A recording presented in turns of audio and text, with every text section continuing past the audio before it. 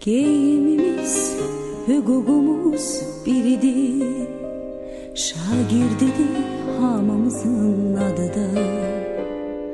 Elə bil ki boyumuzda eynidir. Aman Allah nə xoşbəxtlik biz onda. Bir müəllim töhmətiydi dərdimiz. Bir töhmətdən için yanardı. Hələ onda bilmirdik ki bunu biz. Bir gün necə həsrət ilə anarıq. Dünya hələ bizim üçün nağıldı. Min arzuyla alışırdıq, yanırdıq.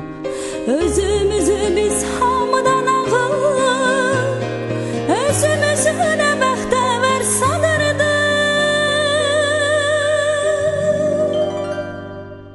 Məktəb illəri ömrümün ən şirin duyğulu qayğısız günləri.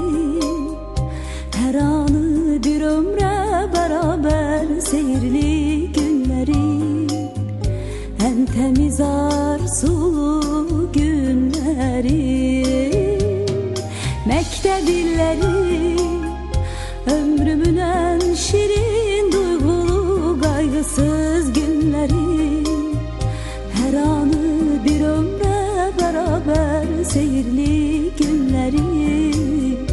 Ən təmiz arzulu günləri. Big Ağız.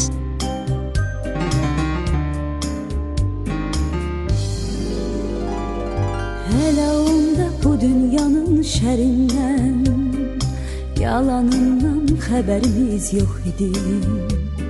Qəm qüssəmiz, kədərimiz bir damcı. Hələ onda sevincimiz çox idi.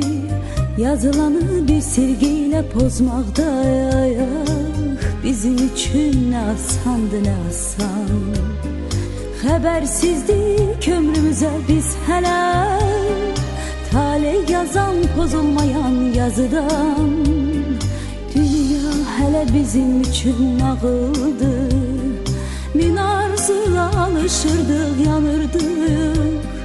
Özümüzü biz hamı